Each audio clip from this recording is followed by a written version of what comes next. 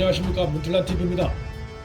총선을 앞둔 문재인 정권의 내분이 형형색색으로 악화되고 있습니다. 우선 문정권 내분 요인에 장관 추미애를 빼놓을 수 없습니다. 공소장 비공개에 이어 검찰의 수사와 기소 분리 추진이 현행법 위반이란 비판에 직면하고 있고, 또 그런 행위들을 정당화하면서 인용했던 해외 사례들이 사실과 다른 것으로 드러나 문 정권의 검찰 개혁의 저의에 대한 의구심이 끝없이 이어지자 총선에 끼칠 악영향을 두려워한 여당 지도부에서조차 공개적인 경고성 발언이 나오는 등 추미애의 언행을 둘러싼 여권 내분 양상이 시한폭탄처럼 전개되고 있는 상황입니다. 하지만 검찰을 향해 개혁에 순종하라며 압박했던 민주당의 지도부가 총선 악영향이 두려워 추미애를 견제하려는 듯한 모습은 위선을 넘어 가증스러움까지 느끼게 합니다. 오는 21일로 예정된 전국 검사장 회의를 두고 여당 일각에선 정권 불법을 수사 중인 검찰 수사 방해 목적이란 의심을 받을 수 있는 회의 개최에 대한 우려의 목소리가 제기되고 있고, 추미애는 회의 시간을 7시간에서 5시간으로 축소 조정하면서까지 회의를 강행할 태세여서 오선 국회의원에다 당 대표까지 지낸 추미애의 마이웨이 행보를 막지 못한 채 여권 내분이 악화 일로를 걷고 있습니다. 검사들은 기왕에 여는 회의를 생중계하고 회의록도 공개하자며 적극적인 자세인 반면, 법무부는 난색을 표하며 거부를 하고 있어서 회의가 열리기도 전부터 추미애가 명분에서 검사들에게 밀리는 양상이 나타나는 등 이번 회의 개최도 추미애의 또 다른 무리수였음이 확연히 드러나고 있어 선거를 치러야 하는 여당은 이래저래 추미애 행보가 국민에 비춰질 부정적 모습에 소갈이가 커지고 있는 상황입니다.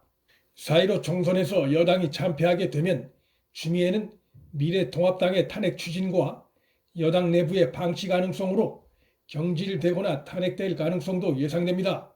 조국 수호를 외쳐온 김남국 변호사의 강서갑 출마 문제를 두고서도 여권 내 친문 대 비문이 조국 대 반조국으로 나뉘어 대립하는 양상이 나타나고 있습니다. 조국 편을 드는 친문 핵심 세력들은 김남국 변호사를 강서갑의 공천에 배신자를 응징해야 한다는 기류고, 비문 진영에선 총선이 조국 이슈로 치러질 것에 대한 두려움으로 친문의 이 같은 기류에 반기를 드는 양상입니다. 하지만 이 문제는 민주당 입장에선 아킬레스건 같은 약점이지만 그렇다고 끊어낼 수도 없는 문제입니다. 조국 열혈 지지자인 김남국을 배제하면 결국 당이 조국의 잘못을 시인하는 꼴이 되고, 김남국을 택하면 이번 총선을 조국 대 반조국이라는 최악의 구도로 치러야 하는 상황이 됩니다. 그런데 한때 조국을 당 차원에서 적극 옹호하던 민주당이 총선이 다가오니까 조국을 배제하려는 모습에서 역시 민주당의 이중적인 모습을 느끼게 됩니다.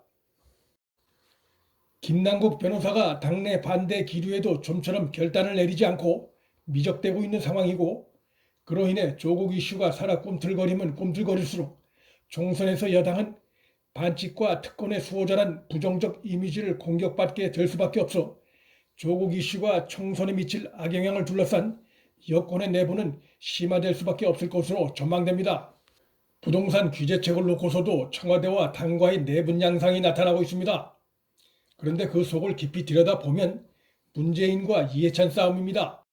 문재인 측은 부동산 가격 안정이 문재인 정부의 핵심 과제라며 추가 규제를 강행할 태세고, 이해찬 등 당 일각은 그 경우 수용성이 제2의 고향 일산 같은 위험 지역이 되는 상황을 우려하고 있습니다. 고향 일산은 인근의 대규모 신도시 발표 이후에 성난 주민들로 인해 이 지역 국회의원이던 김현미와 유은혜가 출마를 포기하는 사태까지 초래됐습니다.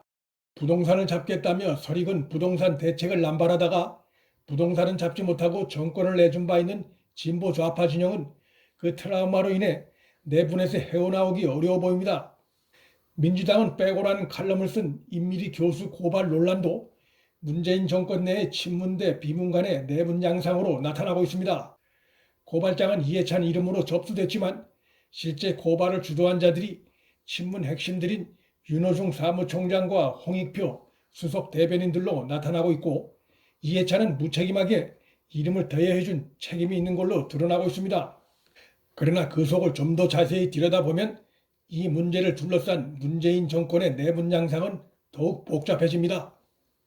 깨끗이 사과하고 논란을 하루빨리 끝내라는 당내 목소리가 있는가 하면 사과를 끝까지 거부하는 이해찬 대표가 있고, 임미리 교수를 선관위에 고발 조치한 당 밖의 친문 강경 지지층, 그리고 이들의 행동에 대해 침묵하는 청와대 문재인이 있고, 또 마지못해 임 교수에게 미안하다는 두 번째 입장을 표명한 이낙연에 이르기까지 문재인 정권은 임 교수 칼럼 고발권을 놓고 사분오열된 모습입니다.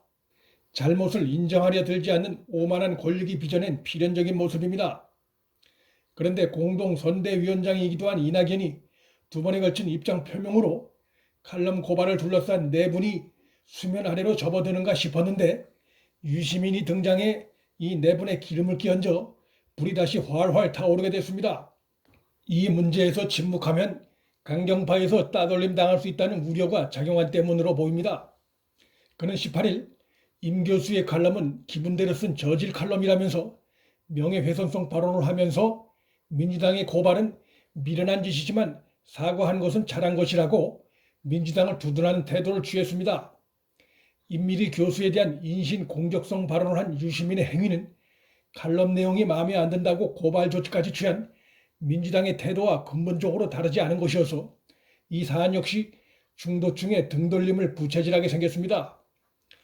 중요한 선거를 앞두고 강경파가 득세를 하고 이로 인해 내분이 심화될 때 역대 정권들이 어김없이 무너졌다는 것이 역사의 교훈입니다. 또한 그 경우 제동장치, 즉 자동 능력이 고장나 있었다는 점도 지금 문재인 정권이 드러내고 있는 행태와 닮았습니다. 문틀란TV 여기서 마칩니다. 구독과 좋아요, 방송 공유는 방송 제작에 큰 힘이 됩니다. 시청해주셔서 감사합니다.